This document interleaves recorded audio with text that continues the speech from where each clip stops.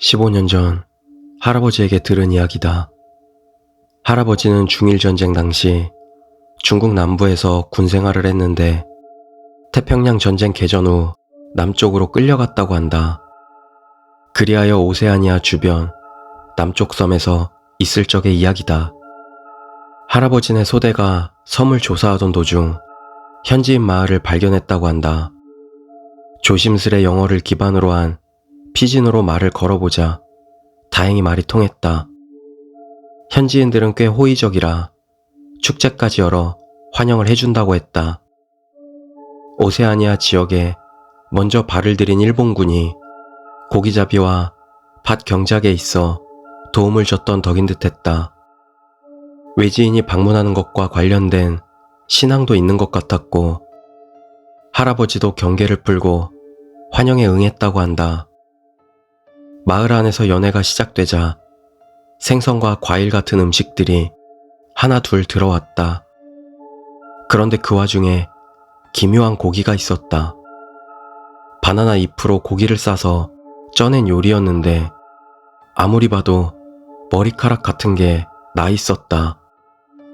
마을 사람에게 무슨 고기냐고 묻자 긴 돼지의 고기입니다 라는 대답이 돌아왔다. 원래 그 섬 주변에는 식인 풍습이 남아있다는 소문이 돌고 있었다.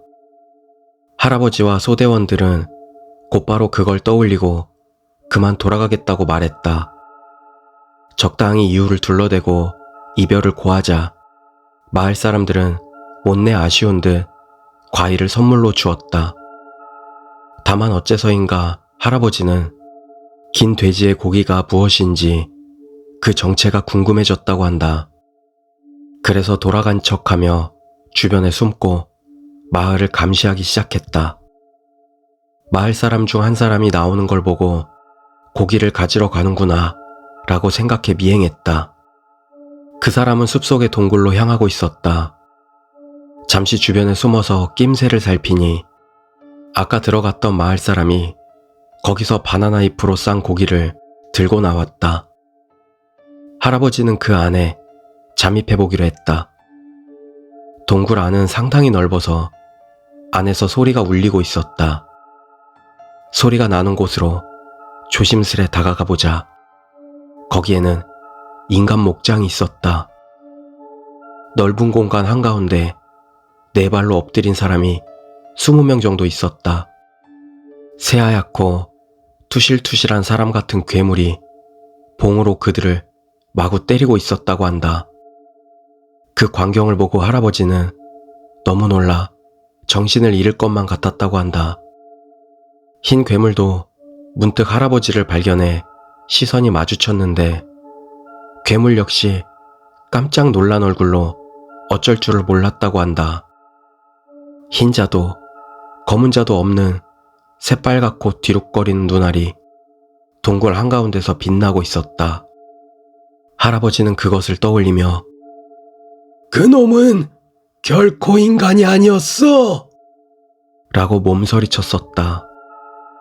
한동안 그렇게 서로 아연실색하고 있는데 점차 괴물이 눈알을 치켜뜨기 시작했다고 한다. 할아버지는 저 녀석 화가 났구나 라고 알아차려 그 자리에서 죽어라 도망쳤다고 한다. 겨우 혼자 대대 본부로 돌아와 장교에게 봤던 걸 보고했지만 당연히 믿어주질 않았다고 한다. 원주민들이랑 약이라도 같이 한 거 아니냐는 비웃음이나 듣고 말았다나. 다음날 소대원들과 같이 어제 갔던 마을과 동굴을 찾으러 나섰지만 기묘하게도 다시는 찾을 수 없었다고 한다.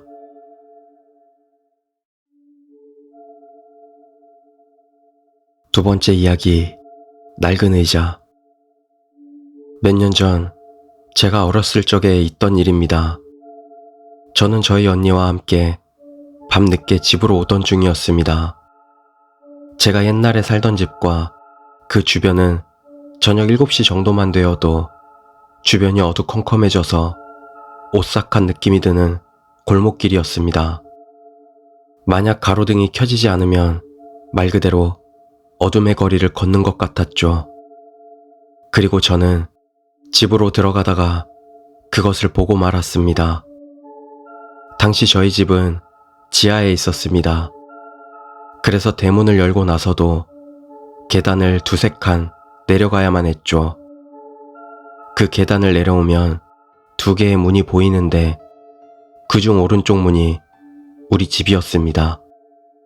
그리고 우리 집 옆에는 또 다른 계단이 있고 그 계단을 올라가면 사용하지 않는 빈 공간이 있었습니다.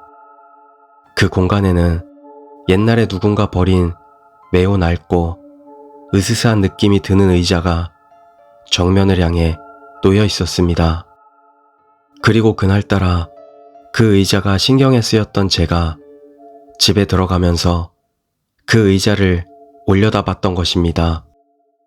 그 의자에는 검은 머리가 바닥에 닿을 정도로 긴 머리를 가진 어느 이상한 여자가 앉아 있었습니다.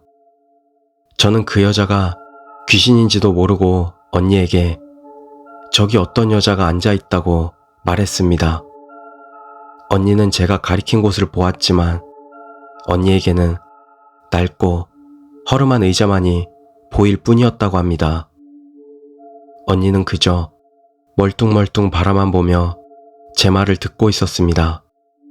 그런데 그때 그 여자가 벌떡 일어서서는 우리에게 한 발자국씩 빠르면서도 느리게 걸어오기 시작하는 것이었습니다. 저는 너무 무서워서 언니에게 저 여자가 우리한테 오고 있다고 말했고 언니는 그제서야 위험하다는 생각에 저를 들쳐업고 집으로 뛰쳐들어갔죠. 당시 우리 동네 옆 동네에는 불타 없어진 집이 하나 있었습니다. 그 일이 일어나기 전까지 저는 그곳에서 장난치고 놀곤 했었는데 혹시 그 집과 이 사건이 연관된 건 아니었을지 불현듯 생각이 나네요.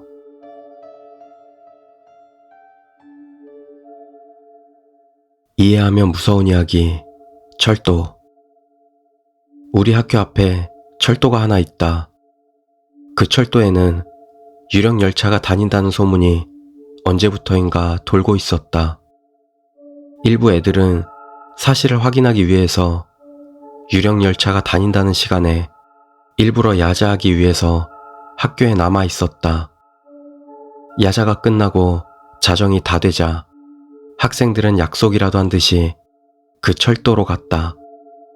반장 역시 궁금했는지 사실을 확인하기 위해서 함께 갔다. 공부를 잘해도 역시 궁금한 건 어쩔 수 없는 것 같다. 그때 한 열차가 온다. 보통과 다를 게 없는 화물 열차다. 그리고 다음에 전철이 왔다. 불이 꺼져 있을 뿐 이상한 게 없었다. 애들은 실망하며 가는데 반장만 무서워했다. 애들은 반장에게 물었고 곧 공포에 휩싸였다. 해석.